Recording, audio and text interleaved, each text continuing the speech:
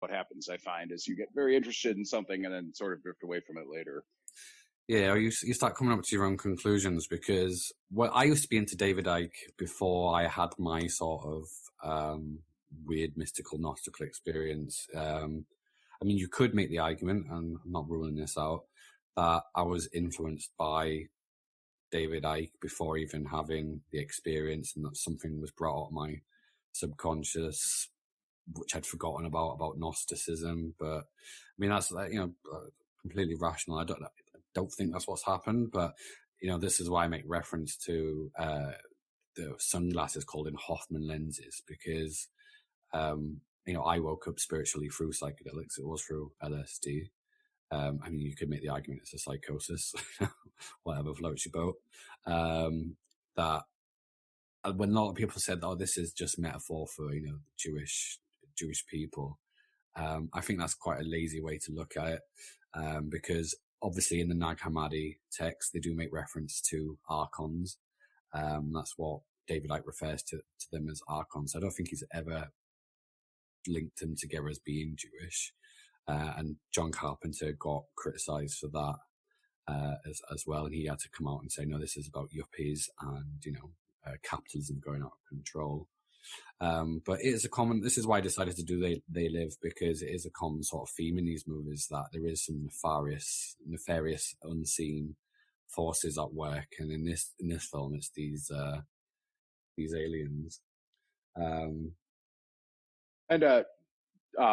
Backtrack slightly. Once you leave out any ethnic or religious bigotry, one could make a strong argument that the people with the most control over the world's economy would also be very interested in controlling the media to hide exactly what they're doing and nudge society in the direction that would maximize their own profits.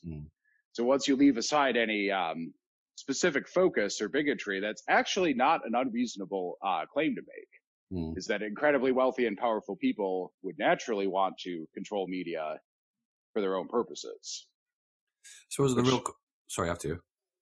Oh, and I think that was, I mean, I've never met John Carpenter or asked his opinion on this particular subject, but I think that was the method he was going for with They Live, is that, the super wealthy and powerful, those who are so wealthy and powerful that they exist behind the scenes, they wanted to control the media because it was the easiest way to control everyone else.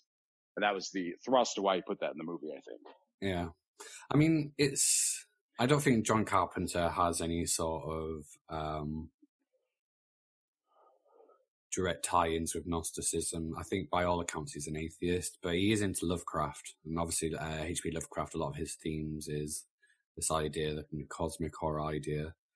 He's a very underappreciated author. Yeah. In terms of, I mean, his influence on horror film and science fiction is obviously all over. He's left his mark on there for sure.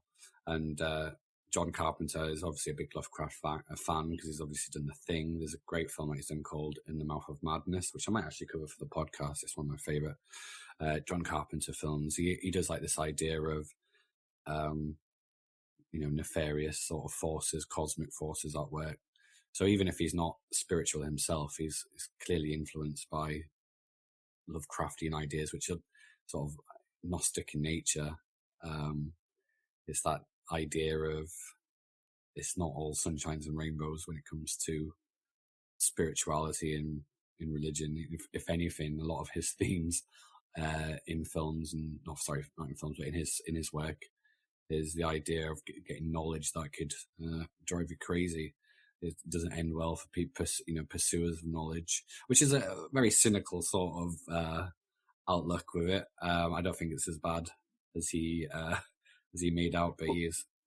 I've never. Well, what Lovecraft loved to write about is that the forces or monsters, if you will, he was writing about were so alien they could not be comprehended by a human mind.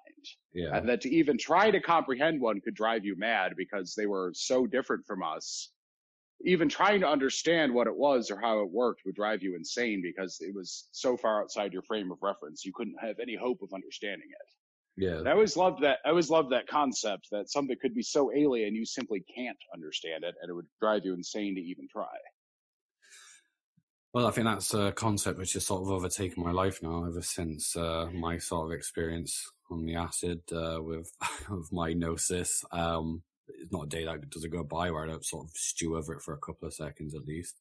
And I think even then the messages that I were, because if anyone ever takes like LSD and they're saying, well, I've not had these sort of experiences, next time you are tripping, and I don't advise you do it if it's not for you, but try to actually be conscious.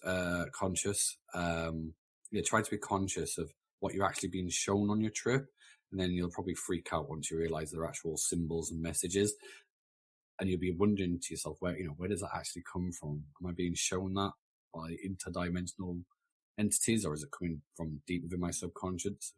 But you'll be surprised, like, what's actually happening on the trip. What, is you're getting messages, you're getting taught. So there is some sort of underlying force behind it, I think. And it's very, very hard to articulate the sort of psychedelic experience. But I think Lovecraft, I'm not saying he was a proponent of psychedelics, but he sort of captures that sort of ineffability in his writing, which is very, can be quite Gnostic, especially when we talk about, the alien god, the god that is unknowable and ineffable. You wouldn't even be able to articulate it in any sense.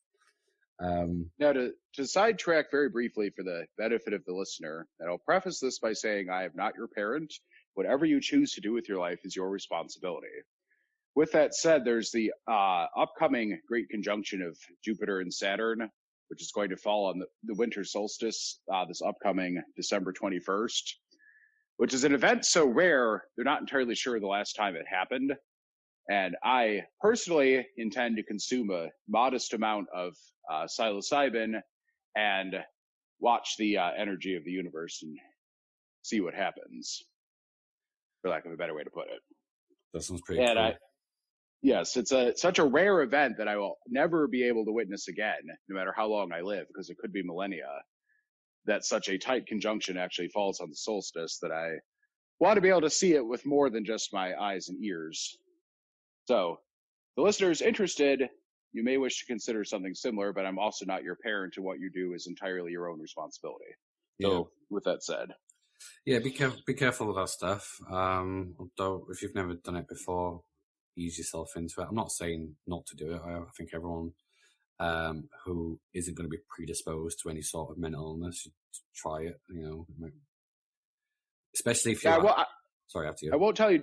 Oh, I won't tell you not to do it, and I won't tell you to do it either. But, I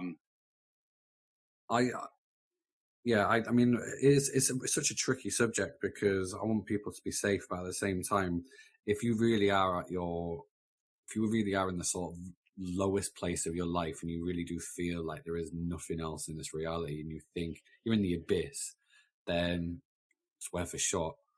I mean, I don't want to get too dark, but I've had people who I know in my life kill themselves through suicide, and I think maybe if they would have just given mushrooms or acid a try, it could have made them worse. You can never really know until we get more and more research about this. That they may have been maybe with us today. So if you are listening, you haven't had any sort of spiritual connection with the world just yet, but you're interested in Gnosticism, it's something that resonates with you, and you want to have a similar experience, then it's worth trying, I guess. I'm not saying that everyone should take psychedelics to feel like a connection with God, but it might be a bit of a shortcut that you could try. Just don't start any cults or join any cults. You'll be fine, hopefully. It's interesting that the sunglasses are called Hoffman glasses. I wonder if the writer of this script, I think his name is it's John Carpenter actually wrote it. It was a pseudonym he's put, which is actually based on a Lovecraft character. He must have had some sort of. You don't have to wake up spiritually to know that by taking psychedelics, you can sort of see through a lot of the constructs and bullshit of life. You may recognize in the film the obey subliminal messages being posted on in advertising. That obey symbol was adopted by a street artist. I think his name was Shepherd Fairy, I think. Probably mispronouncing his name. Who designed like iconic street art using, I think, Andre the Giant. And it's quite ironic because he used it as a symbol for activism, but now he just sells T-shirts of it. It was quite ironic, seeing that's supposed to be an anti-capitalist sort of statement. It's become seems to be usually how it goes, though. Once people find out how much money they could make off of it, a lot of people find activism less sweet tasting than it used to. Yeah, sort of a sad fact about the human race. But yeah, it was interesting that it's a preacher who in the opening scene, it's the preacher who's he looks like a madman raving about how they're here, how they've taken over, and at first glance you just think he's lost the plot, but he's actually a vital part of getting the activism of this sort of rebellion against taking down the aliens. And he's blind, which is, I don't know, there's some sort of commentary there that you can still sense something's not quite right. But the design of the aliens is pretty cool. They look, John Carpenter designed them to look quite ghoulish. They're blue with like big bulbous eyes, and they're like skeletons but with like blue skin. And there's quite a funny scene in the opening bit where he realizes that they're all over the place, and there's a bit in the supermarket where he's insulting one of the old ladies. He comes out with some funny lines that I can't remember, but the film itself is towards the end I did start getting a little bit bored, and I think it's one of them films that you appreciate the first time you watch it. I loved it when I first watched it, and I was like, how come this film isn't bigger? I thought it was such an underrated gem, and it's got like cult status all over it. But then when I watched it again after a repeat viewing, once you lose that initial twist or the concept's actually revealed, it does lose its way a little bit. And I think because it was based on a short story, it feels padded out as well. I don't know why I don't know if that's why the actual fight goes on for ages, because I think they just run out of sort of plot, and I think that becomes apparent in the third act. It feels a bit haphazard and rushed. And it's kind of like the introduction of Meg Foster's character. She's supposed to be playing some sort of, I guess, like love interest. Roddy Piper, he kidnaps her, and she actually works at the television station that is broadcasting the signal. And that felt quite convenient. Like, it just happens to randomly bump into this lady who works there. There's a funny scene where she just throws him out of an apartment window. Just gets smashed through that. That was pretty good. Meg Foster as an actress, I don't know if you've seen her in anything else, but her eyes are so distracting. And I mean that in a nice way, but she's got the palest eyes I've ever seen.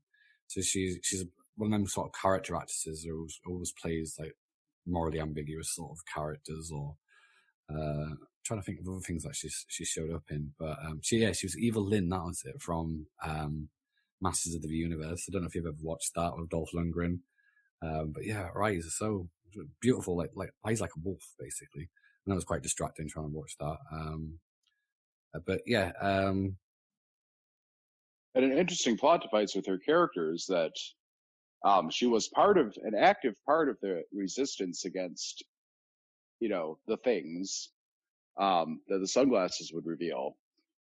But she was only part of the resistance to run a counterintelligence program against the resistance, because she knew exactly where the transmitter for the signal was and never told them, and said, no, it's not at the TV station. So that was an interesting twist on her character, that she was part of the resistance, but only for the purposes of counterintelligence. Yeah, she does the old ally/enemy switcheroo at the end. So what happens is they storm Frank and Nada, Roddy Piper and Keith David, respectively. They storm the the TV station.